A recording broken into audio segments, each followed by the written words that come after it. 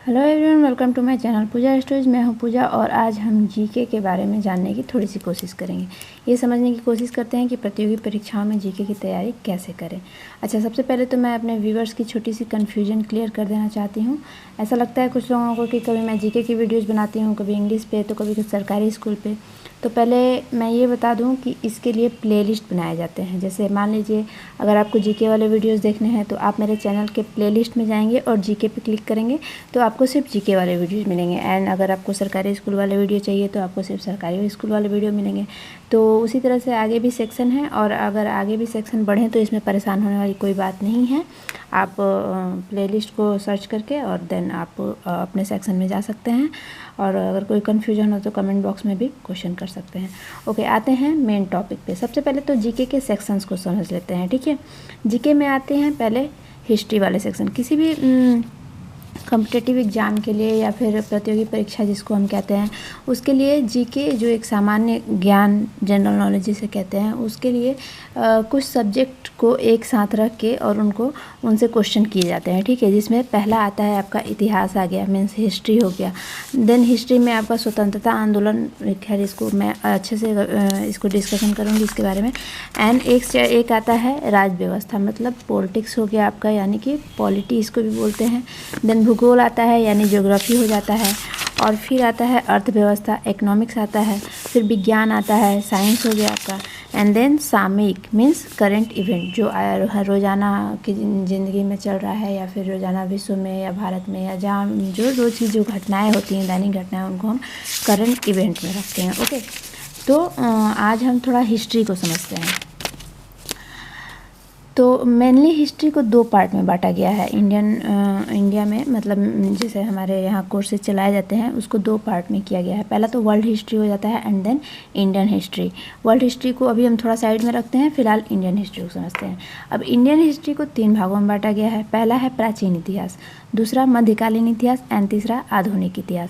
प्राचीन इतिहास में हमें पढ़ना होता है पूरा पाषाण काल, नवपाषाण काल, मध्य पाषाण काल, मतलब जो हमारी सभ्यता की स्टार्टिंग थी, जब से मानव का जीवन आया इस दुनिया में, एंड देन उसने कैसे कैसे धीरे धीरे प्रोग्रेस किया, हम उस पार्ट को पढ़ते हैं प्राचीन वाले सेक्शन में। देन मध्यकालीन इतिहास आता है। मध्यकालीन इतिहास में हम पढ़ते हैं राजवंश के बारे में, जैसे मुग़ल हो गए या फिर लोधी हो गए या फिर बहुत सारे मौर्य वंश हो गया। मतलब ये सब जो वंश हैं हमारे जिन्होंने हमारे देश पे शासन किया है या फिर हमारे देश के लिए जो काम किया है, तो अलग अलग राजवंश के बारे में हम मध्यकालीन इतिहास में पढ़ते हैं। एंड देन आधुनिक इतिहास आता है, उसमें हम पढ़ते हैं भारत के स्वतंत्रता संग्राम के बारे में। ये ऑफ कोर्स सबको मालूम होगा कि अंग्रेज़ों ने काफ़ी लंबे समय तक हमें गुलाम बना के रखा है एंड देन उसके लिए काफ़ी लड़ाइयाँ लड़ी गई, तो वो एक अलग सेक्शन हो जाता है आधुनिक इतिहास का सेक्शन को। ठीक है, तो खैर ये तो हो गई सिलेबस की बात। अब आते हैं प्रिपरेशन पे।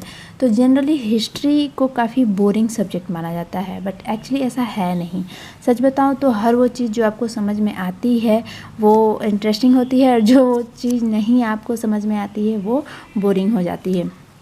तो हमें देखना ये है कि इसका कौन सा पार्ट हमको ज़्यादा समझ में आ रहा है। सबसे पहले हम उसी पार्ट को स्टार्ट करेंगे, उसी टॉपिक्स को कवर करेंगे, तो उससे क्या होगा ना कि हमारा इंटरेस्ट आगे चल के उस चीज़ में बढ़ता जाएगा। ठीक है, जैसे अगर आप मुग़ल काल को पढ़ते हैं तो मुग़ल काल वाला भी चैप्टर काफ़ी मतलब इंटरेस्टिंग है। उसमें आपको अलग अलग तरह की लड़ाइयाँ मिलेंगी, अलग अलग तरह के लोग मिलेंगे, जहाँ पूरे कहाँ से लोग आए, कैसे उन्होंने हमला किया, किस किस जगहों पर हमला किया, उनके अच्छे काम क्या थे, उनकी असफलताएँ क्या थी, ये सारी चीज़ें पढ़ने को मिलेंगी।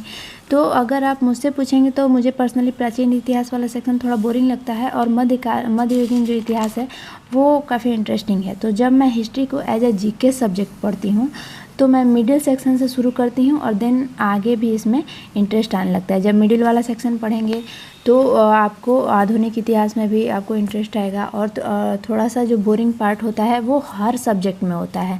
ऐसा नहीं है कि सिर्फ इतिहास में आपको लगता है कि ये वाला टॉपिक बोरिंग है, हर सब्जेक्ट में कोई ना कोई टॉपिक आपको बोरिंग होता है। जैसे मेरे बारे में पूछ लीजिए तो मैंने मैथ ऑनर्स किया हुआ है बीएससी तक, तो मैथ्स में भी हर सब्जेक्ट का अलग अलग सेक्शन होता है। जैसे आप उसमें अलजेब्रा आता है, त्रिकोणमिति आता है, क्षेत्रमिति आता है, फिर आपका स्टैटिक्स वाला से आता है, डायनेमिक्स मैथमेटिक्स आता है, सेट थ्योरी आता है, सांख्यिकी आता है।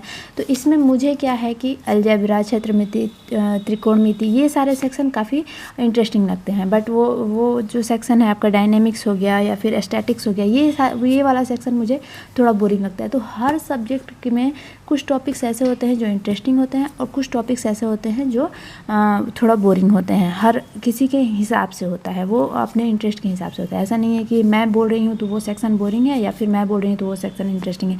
वो अपने अपने इंटरेस्ट की बात है। तो हमें चूज पहले ये करना है कि हमें कौन सा सेक्शन इंटरेस्टिंग लग रहा है, एंड हम उसी से शुरू करेंगे और धीरे धीरे उसमें अपना इंटरेस्ट बढ़ाएंगे।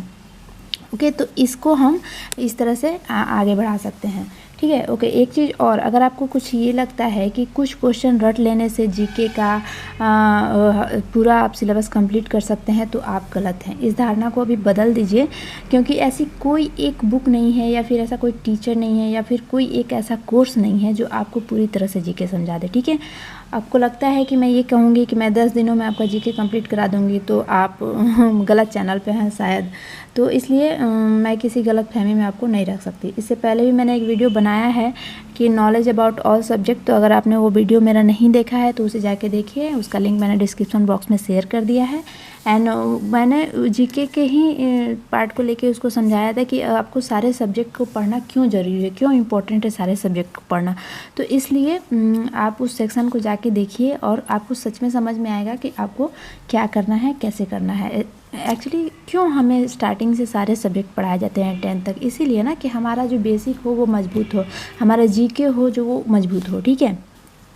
तो मैं यही कहना चाहूँगी कि मैं आपको मेथड्स दे सकती हूँ कि आप कैसे स्टार्ट करें, कैसे आगे बढ़ें। हाँ, कुछ टॉपिक्स ऐसे होते हैं जिनके लिए हमें किसी से हेल्प लेने की ज़रूरत पड़ती है, तो वो पूछिए, मैं ज़रूर उसको कवर करूँगी अपने टॉपिक्स में। बट ये अगर आप कहिएगा कि आप पूरा इतिहास को कवर कीजिए, पूरा भूगोल को कवर कीजिए या पूरे इकोनॉमिक्स को कवर कीजिए, तो ये थोड़ा सा मेरे लिए उतना सही नहीं है लगता है। मैं आपको 10 मिनट में इतना ज़्यादा नहीं कर सकती हूँ, इस तरह के टॉपिक बाई टॉपिक नहीं कर सकती हूँ। एंड क्या बोलते हैं उसको, लाइन बाय लाइन, मैंने पिछले वीडियो में भी कहा था कि मैं लाइन बाय लाइन पढ़ने से ज़्यादा इस बात पे ध्यान देती हूँ कि मैं मेथड सिखा पाऊँ लोगों को। उससे क्या होगा कि आप खुद से जब पढ़ेंगे तो आप नई नई चीज़ें सीखेंगे। जैसे एज अ एग्जाम्पल ले लीजिए, मान लीजिए मैंने आपको बता दिया कि 21 अप्रैल 1526 में पानीपत की पहली लड़ाई हुई थी। मतलब 21 अप्रैल 1526 में पानीपत की लड़ाई हुई थी बाबर और इब्राहिम लोदी के बीच में।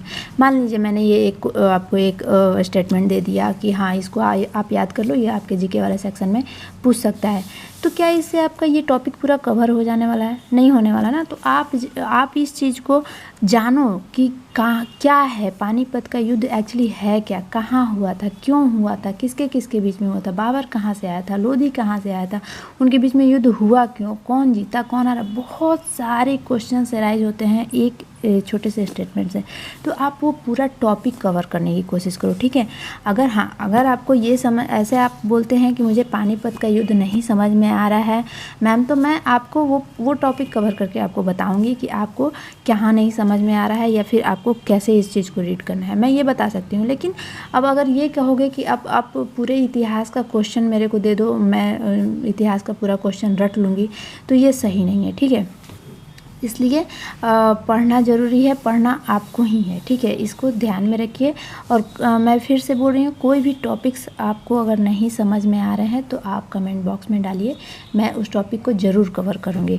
और इसी तरह के वीडियो मैं आपको अलग अलग तरीके से कैसे आपको कवर करना है, कैसे नहीं कवर करना है, इसको मैं बताती रहूँगी और समझाती रहूँगी। तो इतिहास पे और ज़्यादा हम अगले वीडियो में और चर्चा करेंगे कि किस तरह से और आगे हमको बढ़ना है।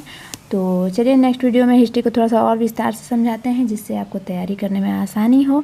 तो अगर आपको मेरा वीडियो समझ में आया हो तो प्लीज़ लाइक कर दीजिए, शेयर कर दीजिए, और अगर आप मेरे चैनल पर नए हैं तो सब्सक्राइब कर लीजिए एंड बेल आइकन को भी प्रेस कर लीजिए, जिससे मेरे नए वीडियो के नोटिफिकेशन आपको मिलते रहें और मैं इसी तरह के वीडियोज़ आपको बनाती रहूँगी।